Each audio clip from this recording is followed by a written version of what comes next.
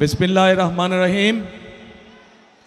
আজকের এই জনসভার নির্বাচনী জনসভার সম্মানিত সভাপতি, জনসভায় ময়মনসিংহ, নেত্রকোনা, ভাই ও বোনেরা,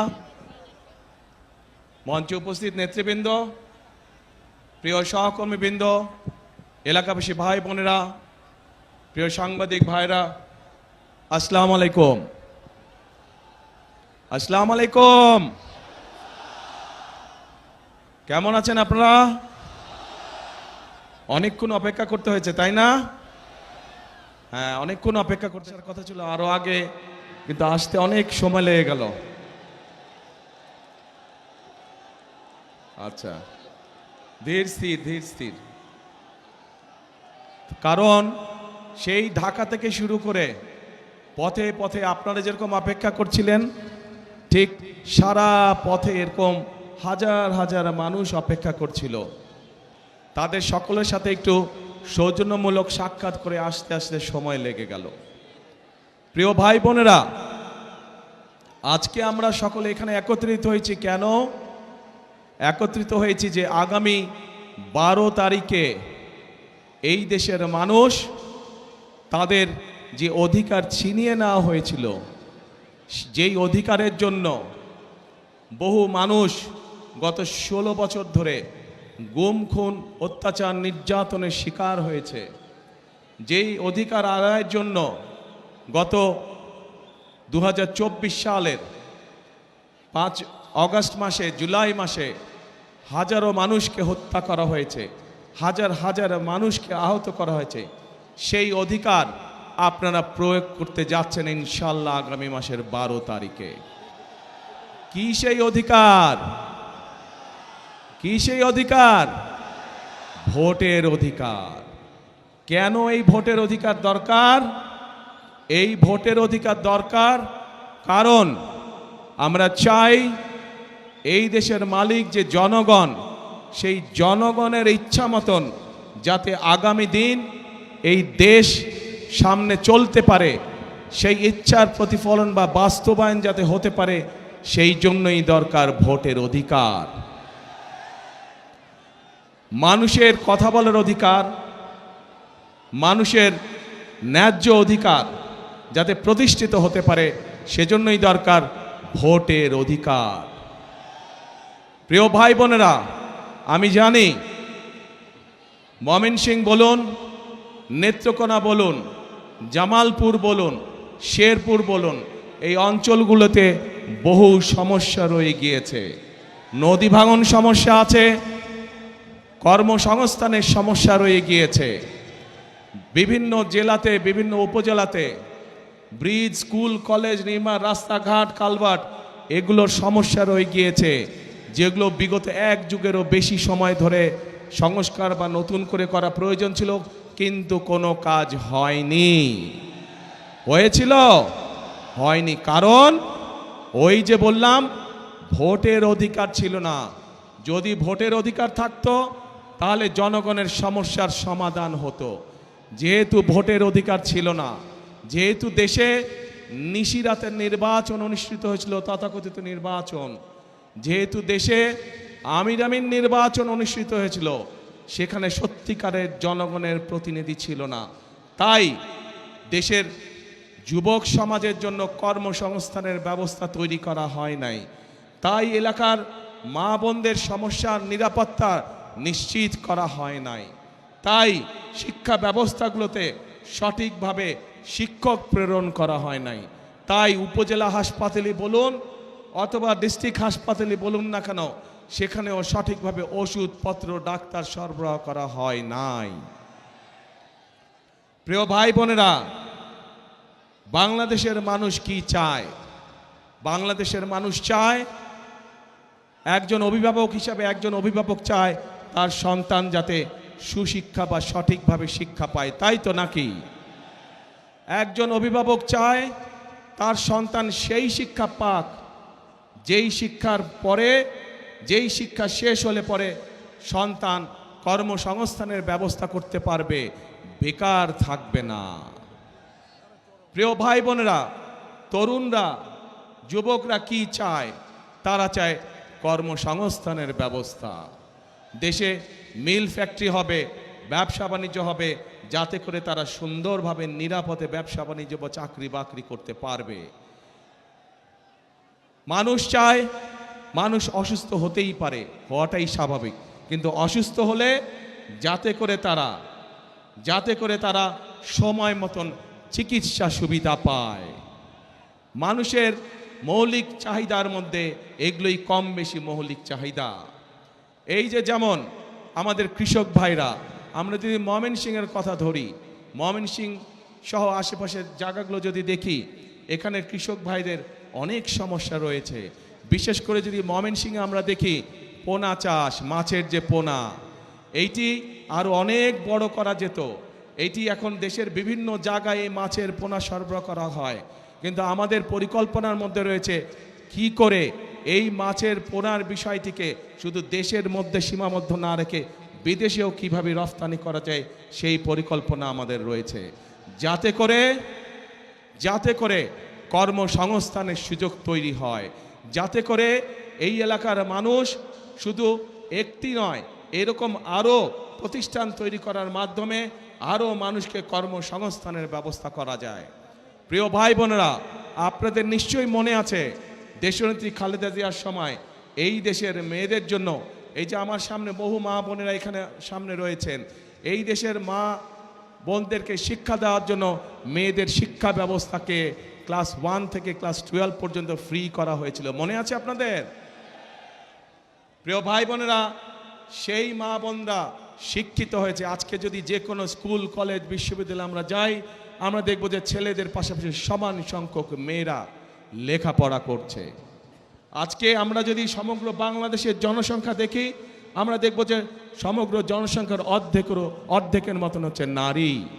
কিন্তু এই আমরা যদি দেশকে সামনে এগিয়ে নিয়ে যেতে চাই, তাহলে এত বৃহৎ জনগোষ্ঠী অর্থাৎ অর্ধেক জনগোষ্ঠীকে পেছনে রেখে আমরা কোনোভাবেই দেশকে সামনে এগিয়ে নিয়ে যেতে পারবো না।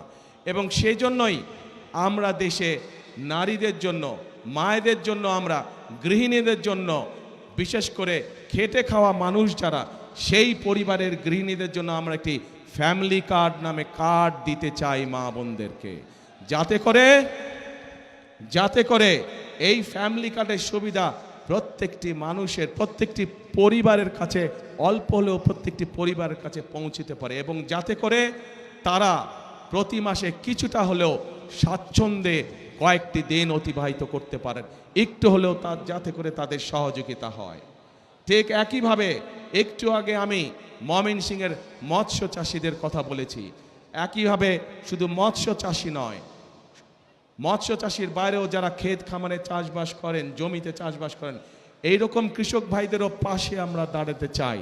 এবং সেজন্যই আমরা কৃষক ভাইদের জন্য কৃষক কার্ড দেবার পরিকল্পনা করছি। কৃষক কার্ড কথাটি শুনেছেন আপনারা আগে? গুড। এই কৃষক কার্ড কেন আমরা দিতে চাচ্ছি? বাংলাদেশের অধিকাংশ মানুষ কৃষির সাথে জড়িত। এই কৃষক যদি ভালো থাকে, কৃষি ভালো থাকলে বাংলাদেশের মানুষ ভালো থাকবে। সেজন্যই আমরা কৃষক ভাইদের পাশে দাঁড়াতে চাই, কৃষক ভাইদের সহযোগিতা করতে চাই।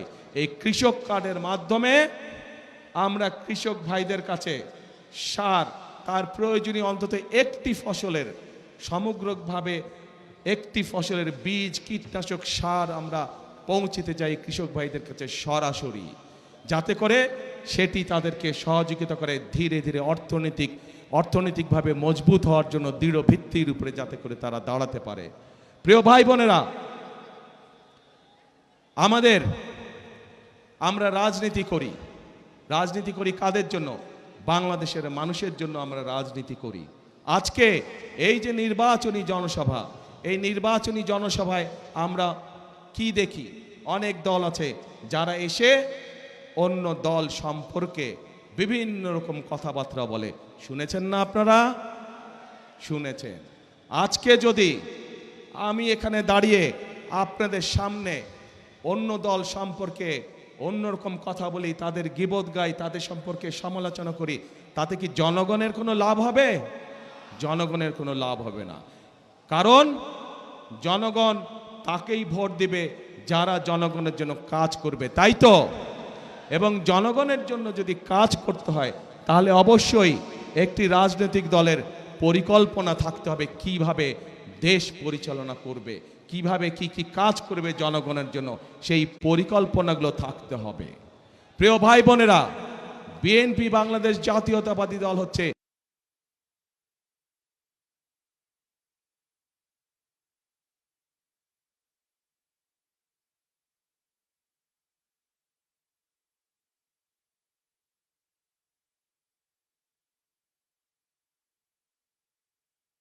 নামক দলটিরই অভিজ্ঞতা রয়েছে কিভাবে জেলায় জেলায়, উপজেলায়, গ্রাম পর্যায়ে, ইউনিয়নে রাস্তাঘাট নির্মাণ করতে হয়। কারণ বিএনপি নামক দলটিরই অভিজ্ঞতা রয়েছে কিভাবে শিক্ষার আলো এদেশের সন্তানদের কাছে পৌঁছে দিতে হয়। কারণ বিএনপি নামক দলটিরই অভিজ্ঞতা রয়েছে কিভাবে বাংলাদেশের মানুষকে নিরাপদ রাখতে হয়, আইন শৃঙ্খলা পরিস্থিতিকে কঠোর হাতে নিয়ন্ত্রণ করতে হয়। কারণ বিএনপি নামক দলটিরই অভিজ্ঞতা রয়েছে কিভাবে দুর্নীতির লাগাম টেনে ধরতে হয়। প্রিয় ভাই বোনেরা, আপনারা নিশ্চয়ই পত্রপত্রিকায় দেখেছেন এই মুহূর্তে একটি রাজনৈতিক দল যেই স্বৈরাচার পালিয়ে গিয়েছে সেই স্বৈরাচারের মুখের ভাষা ব্যবহার করছে বিএনপির বিরুদ্ধে। ঠিক সেই স্বৈরাচার যেভাবে বলতো তাদেরই ভাষা ব্যবহার করছে বিএনপি। তাদের বক্তব্য যে দুর্নীতিতে বলে চ্যাম্পিয়ন ছিল। তা আমার প্রশ্ন 2001 থেকে 2006 সাল পর্যন্ত তাদেরও তো দুজন সদস্য বিএনপির সরকারে ছিল না? ছিল। তো বিএনপি যদি অতই খারাপ হয় তাহলে ওই দুই ব্যক্তি কেন পদত্যাগ করে চলে আসেনি? এই জন্য পদত্যাগ করে তারা আসেনি। তারা সরকারে ছিল এবং তারা ভালো করেই জানতো যে খালেদা জিয়া কঠোর হস্তে দুর্নীতি দমন করছে। এবং যেই দলটি এখন এই কথা বলছে তাদের যেই দুই সদস্য বিএনপি সরকারের অংশ ছিল তারা ভালো করেই জানতেন যে খালেদা জিয়া দুর্নীতিকে প্রশ্রয় দেয় না। এবং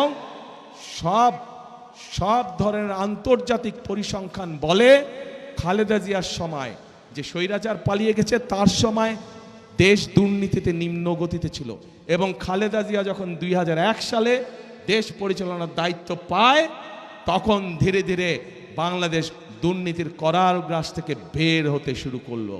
এবং যেই দল এই কথা বিএনপিকে এইভাবে দোষারোপ করে তাদের দুই সদস্যের প্রথম দিন থেকে শেষ দিন পর্যন্ত সরকারে থাকাই প্রমাণ করে যে নিজেরাই নিজেদের মানুষ সম্পর্কে কত বড় মিথ্যে কথা তারা বলছে।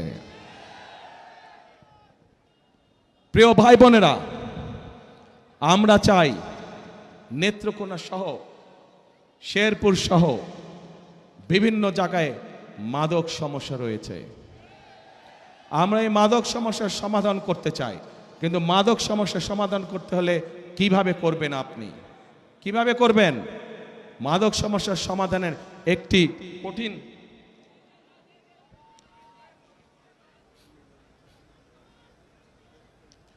মাদক সমস্যার সমাধান করতে হলে আমাদেরকে সেই তরুণদের, সেই যুবকদের কর্মসংস্থানের ব্যবস্থা করতে হবে। ঠিক মানুষের যখন কাজ থাকবে, কর্ম থাকবে, চাকরি বাকরি থাকবে, ব্যবসা বাণিজ্য কম বেশি থাকবে, তখন মানুষ এইগুলোর মধ্যে যাবে না। আমরা সেই পরিবেশ তৈরি করতে চাই। আমরা চাই দেশে আমরা চাই ভোকেশনাল ইনস্টিটিউশন বেশি করে আমরা তৈরি করব, যাতে করে আমরা আমাদের তরুণ সদস্যদেরকে, যুব সমাজের সদস্যদেরকে আমরা বিভিন্ন রকম ট্রেনিং দিব, যেই ট্রেনিংয়ের বিনিময় তারা বিদেশে যেমন যেতে পারবে একইভাবে তারা দেশে তাদের কর্মসংস্থান তৈরি করতে পারবে। যারা আইটিতে কাজ করে তাদের জন্য বিভিন্ন রকম আমরা আইটি ট্রেনিংয়ের ব্যবস্থার পরিকল্পনা গ্রহণ করেছি, যাতে যারা আইটিতে কাজ করে তারা ঘরে বসে তাদের আয় রুজি কামাই রোজগার বাড়াতে পারবে। প্রিয় ভাই বোনেরা, এই যে এই 4 জেলার ভাই বোনেরা আজকে আপনারা এই মিটিংয়ে উপস্থিত হয়েছেন, এই এলাকার আরেকটি বড় সমস্যা হচ্ছে, এলাকার আরেকটি বড় সমস্যা হচ্ছে মানুষের চিকিৎসা সমস্যা। ঠিক, আমরা ময়মনসিংহ সহ আশেপাশের জেলাগুলোতে যেই 4 জেলার ভাই বোনেরা আজকে উপস্থিত হয়েছেন, এখানে যেরকম আমরা জেলা হসপিটালগুলোকে আরো বড় করতে চাই, একইভাবে আমরা হেলথ কেয়ারের অ্যাপয়েন্ট করতে চাই। হেলথ কেয়ারের, আপনারা পল্লী চিকিৎসকের কথা শুনেছেন? পল্লী চিকিৎসক শহীদ জিয়ার সময় ছিল, যারা গ্রামে গ্রামে ঘরে ঘরে মানুষকে গিয়ে চিকিৎসা দিত, ছোটোখাটো রোগ বলে অসুখ বিসুখ তারা সেখানে চিকিৎসা দিত। আমরা ঠিক একইভাবে বিশেষ করে যে মা বোনেরা আছেন তাদের চিকিৎসার অনেক সমস্যা হয়, শিশুরা এবং মা বোনদের অনেক সময় তারা হাসপাতালে যেতে পারে না। আমরা চাই এই মা বোনদেরকে সুচিকিৎসা দেওয়ার জন্য, আমরা চাই মা বোনেরা সহ শিশুরা যেন ঘরে বসে চিকিৎসা পেতে পারে, ছোটোখাটো অসুখ বিসুখের চিকিৎসা যাতে তারা সেই সেবা যাতে, সেই জন্যই আমরা চিকিৎসা ব্যবস্থাকে উন্নত করতে চাই। চিকিৎসা ব্যবস্থা আমরা হেলথ কেয়ারার নিযুক্ত করার মাধ্যমে চিকিৎসা ব্যবস্থা আমরা তাদের ঘরে ঘরে পৌঁছে দিতে চাই। প্রিয় ভাই বোনেরা, এই ময়মনসিংহ জেলা একটি অন্যতম কৃষি প্রধান এলাকা। আমাদের এখানে একসময় অনেক খাল বিল ছিল না আগে? এই খাল বিলগুলো সব ভরাট হয়ে গিয়েছে। এই খালগুলোকে আমরা পুনর্খনন করতে চাই, এই খালগুলোকে আমরা পুনর্খনন করতে চাই আবার। এখন এই খাল পুনর্খনন করার জন্য কে কে কোদাল হাতে নেবেন? সারা জেলায় খাল পুনর্খনন কে কে কোদাল হাতে নেবেন? আমি কিন্তু থাকবো সেদিন আপনাদের সাথে, ঠিক তো? ইনশাআল্লাহ। তাহলে আমরা খাল খনন করব। তো এখন প্রিয় ভাই বোনেরা, এই যে সংক্ষেপে আপনাদের সামনে আমি কতগুলো কথা বললাম, আপনারা কি মনে করেন যদি এই কাজগুলো করতে আমরা কম বেশি সক্ষম হই, ইনশাল্লাহ 12 তারিখে আপনারা ধানের শীষকে ভোট দিয়ে জয়যুক্ত করলে, ইনশাল্লাহ 12 তারিখে বিএনপি সরকার গঠন করলে, এই যেই কথাগুলো আপনাদের বললাম, ফ্যামিলি কার্ডের কথা বললাম, কৃষক কার্ডের কথা বললাম, স্বাস্থ্যের কথা বললাম, শিক্ষার কথা বললাম, তরুণ বেকারদের মাদক সমস্যা দূর করার জন্য কর্মসংস্থান ব্যবস্থার কথা বললাম, এই কাজগুলো যদি করা হয়, আপনারা কি মনে করেন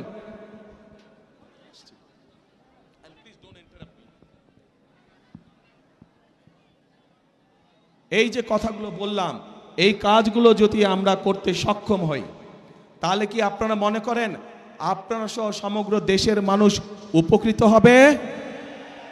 কে কে মনে করেন উপকৃত হবে? সবাই মনে করেন? তাহলে আপনারা কি চান আমরা এই কাজটা করি, এই কাজগুলো করি? কারা কারা চান যে বিএনপি এই কাজগুলো করুক? যেই কাজগুলোর কথা বললাম সবাই চান? ঠিক আছে, ধন্যবাদ। এবার আমার একটা জিজ্ঞাসা আপনাদের কাছে, আপনারা তো এতক্ষণ আমাকে জিজ্ঞাসা করলেন যে ভাই ধানের শীষে তো ভোট দিব, কিন্তু বিএনপি কি করবে আমাদের জন্য, এটাই তো আপনাদের জিজ্ঞাসা ছিল আমার কাছে, তাই না? তা আমি তো বললাম বিএনপি ইনশাল্লাহ সরকার গঠন করলে আমরা কি কি করব বললাম না এতক্ষণ? সংক্ষেপে বলছি, আরো অনেক কাজ আছে, আরো অনেক কাজ করব আমরা ইনশাল্লাহ, তবে সংক্ষেপে বললাম আপনাদের কাছে। এখন আমার একটা জিজ্ঞাসা আছে আপনাদের কাছে, আপনারা যে বললেন এই কাজগুলো করলে আপনাদের উপকার হবে, কিন্তু তার আগে তো ভাই আপনাদেরকে একটা কাজ করতে হবে। কি সেই কাজটা বলেন তো? শুনি না। ইয়েস, 12 তারিখে ধানের শীষকে জয়যুক্ত করতে হবে। এই 24 জন দাঁড়ান তো, ওখানে দাঁড়ান, 24 জন দাঁড়ান, ওখানেই দাঁড়ান, আপনারা ওখানেই দাঁড়ান, লাইন করে দাঁড়ান, ধাক্কা ধাক্কি করো না, ধাক্কা দিয়ে করছে না, লাইন করো না, জাস্ট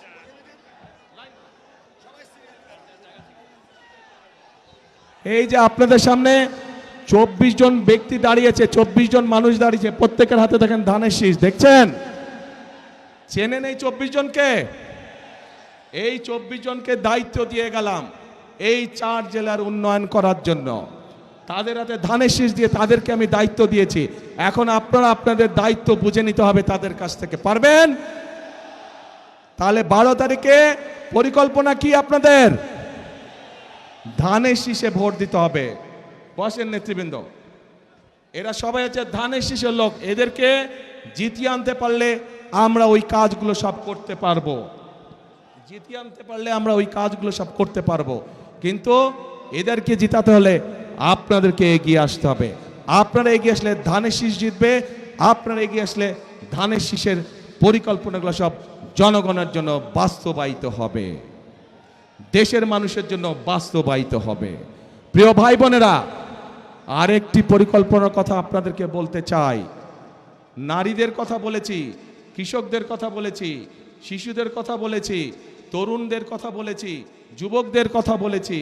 আরেক শ্রেণীর মানুষ আছে আমাদের সমাজে, যেই মানুষগুলো আমাদের জন্ম থেকে মৃত্যু পর্যন্ত আমাদের সাথে থাকেন। তারা সম্মানী মানুষ। তারা জীবনের বিভিন্ন সময় আমরা যখন বিভিন্ন মুসিবতে পড়ি, সেই সময় তারা আমাদেরকে পরামর্শ দিয়ে থাকেন। সেই মানুষগুলো কারা? সেই মানুষগুলো হচ্ছে আমাদের বিভিন্ন মসজিদ, বিভিন্ন মাদ্রাসার ইমাম সাহেবরা, খতিব সাহেবরা, মুয়াজ্জিম সাহেবরা। আমরা এই সম্মানী মানুষগুলোর জন্য ইনশাআল্লাহ বিএনপি সরকার গঠন করলে পর্যায়ক্রমিকভাবে সারা দেশে বিভিন্ন মসজিদ মাদ্রাসার ইমাম সাহেব, খতিব সাহেব যারা আছেন, মুয়াজ্জিম সাহেব আছেন, তাদেরকে আমরা সম্মানী দিতে চাই সরকারের পক্ষ থেকে, যাতে করে তারা সম্মানের সাথে জীবন যাপন করতে পারেন। শুধু তাই নয়, একই সাথে আমরা তাদেরকে বিভিন্ন রকম ট্রেনিং দিব, যাতে করে তারা ভালোভাবে জীবন যাপন করতে পারেন। এই পরিকল্পনা ভালো লেগেছে আপনাদের কাছে? ইনশাআল্লাহ। তো এখন ভাই বোনেরা, 12 তারিখে তো আপনারা কি করবেন? হ্যাঁ, ধানের শীষে ভোট দিবেন। যাবেনটা কখন? ভোট দিতে কয়টার সময় যাবেন? দুপুর 12টায়? ও, দুপুর 11টায়? সকাল 9টায়? তো কখন? হ্যাঁ, তাহাজ্জুদের নামাজ পড়তে উঠবেন ওই দিন। আল্লাহর কাছে রহমত চাইবেন যে যাতে সারা দেশের ধানের শীষ জয়যুক্ত হতে পারে। এই রহমত চাইবেন আল্লাহর কাছে। তারপরে এলাকার মানুষকে সাথে নিয়ে আপনি মুসলমান হলে তাহাজ্জুদ পড়বেন, আপনার অন্য ধর্মের ভাই বোন যারা আছে তাহাজ্জুদ পড়ে বের হবেন, তাদেরকে সাথে নিয়ে যাবেন। গিয়ে তারা তাদের ধর্মীয় আচার অনুষ্ঠান ভোরবেলায় যেটা থাকে সেটা তারা করবে। পাশে আপনারা মুসলমান যারা ফজরের জামাত আদায় করবেন, যার যার যেই ভোট কেন্দ্র, ভোট কেন্দ্রের সামনে, ঠিক আছে? করে লাইন দিয়ে দাঁড়াবেন। ভোট শুরু হবে, সাথে সাথে ভোট দেওয়া ইনশাল্লাহ শুরু করবেন। কিন্তু ভোট দিয়ে সাথে সাথে চলে আসলে চলবে না। কি করা লাগবে? থাকতে হবে, কড়ায় গন্ডায় বুঝে নিয়ে আসতে হবে। কেন এই কথাটা বললাম? বহু বছর হয়ে গেছে আমরা তো ভোট দেবার সুযোগ পাইনি, তাই না? যেহেতু আমরা ভোট দেবার সুযোগ পাইনি, এর আগে আমাদের ভোট বিভিন্ন জন বিভিন্নভাবে লুটপাট করে নিয়ে গিয়েছে। এবার সেই জন্য আমাদেরকে সজাগ থাকতে হবে, যাতে কেউ আমাদের ভোট লুটপাট করে নিয়ে যেতে না পারে। পারবেন তো পাহারা দিয়ে সতর্ক থাকতে? ইনশাল্লাহ। তাহলে প্রিয় ভাই বোনেরা, আরেকটি গুরুত্বপূর্ণ কথা, 1971 সালে যুদ্ধ হয়েছিল। এখানে যারা ইয়াং আছেন তারা, আপনারা তরুণ যুবক যারা আছেন তারা আপনারা বইয়ে খাতায় পড়েছেন। মুরব্বী যারা আছেন, আমাদের বয়সী যারা আছেন, তারা দেখেছেন বা জানেন সেই যুদ্ধে দেশের স্বাধীনতা অর্জিত হয়েছিল। সেই যুদ্ধে বহু মানুষ শহীদ হয়েছিল। প্রিয় ভাই বোনেরা, পরবর্তীতে এই 2024 সালের 5ই আগস্ট সেই স্বাধীনতাকে রক্ষা করেছে এই দেশেরই ছাত্র জনতা সহ সমাজের সকল শ্রেণী পেশার মানুষ। প্রিয় ভাই বোনেরা, সে 71 সালের যুদ্ধই হোক, 24-এর আন্দোলনই হোক, কে পাহাড়ি মানুষ, কে সমতলের মানুষ, কে নৃগোত্রী মানুষ, অথবা কে বৃহৎ জনগোষ্ঠীর মানুষ, এটি কিন্তু কেউ দেখেনি। রাজপথে সবাই পাশাপাশি আন্দোলন করেছে। 71 সালের যুদ্ধের মাঠে সবাই একসাথে যুদ্ধ করেছে। কে মুসলমান, কে বৌদ্ধ, কে খ্রিস্টান, কে অন্য ধর্মের মানুষ, কেউ দেখে নাই। কাজেই এইবারও 12 তারিখের নির্বাচনে আমাদের সকলকে একসাথে থাকতে হবে, ধর্ম বর্ণ নির্বিশেষে আমাদেরকে একসাথে থাকতে হবে। কারণ আমরা যদি একসাথে থাকি, আমরা যেভাবে স্বাধীনতা অর্জন করেছি, আমরা যদি একসাথে থাকি, আমরা যেভাবে স্বৈরাচারকে বিদায় করেছি, আমরা যদি ইনশাল্লাহ সামনের দিনেও এক থাকি, তাহলে অবশ্যই আমরা এই বাংলাদেশকে ভবিষ্যতে আমাদের সেই প্রত্যাশিত বাংলাদেশের দিকে নিয়ে যেতে পারবো। কি বোঝা গেছে ভাই? সেই প্রত্যাশিত বাংলাদেশকে যদি গড়ে তুলতে হয়, তাহলে স্লোগান হবে একটাই। কি সেই স্লোগান? করব কাজ, করব কাজ, গড়ব দেশ, সবার আগে বাংলাদেশ। আবার বলি, করব কাজ, সবার আগে বাংলাদেশ। প্রিয় ভাই বোনেরা, মনে রাখতে হবে, আমরা ঐক্যবদ্ধ থাকলেই বাংলাদেশ এগিয়ে যাবে। আমরা ঐক্যবদ্ধ থাকলেই আমাদের প্রত্যাশিত বাংলাদেশ গড়ে তুলতে পারবো। আমরা ঐক্যবদ্ধ থাকলেই জনগণের শাসন কায়েম করা সম্ভব হবে। আমরা ঐক্যবদ্ধ থাকলেই জনগণের প্রতি জবাবদিহিতা নিশ্চিত করা সম্ভব হবে। কাজে আসুন, আমাদের আজকের এই নির্বাচনী জনসভার শপথ হোক, আমরা এই বাংলাদেশকে জনগণের বাংলাদেশে পরিণত করব। আমরা এই বাংলাদেশকে জনগণের কাঙ্ক্ষিত বাংলাদেশে রূপান্তরিত করব। শেষ কথার এক কথা, করব কাজ, গড়ব দেশ, সবার আগে বাংলাদেশ। আল্লাহ হাফেজ। বাংলাদেশ জিন্দাবাদ, বাংলাদেশ জাতীয়তাবাদী জিন্দাবাদ। আপনাদের সাথে আবার 12 তারিখের পরে দেখা হবে। কোথায় দেখা হবে?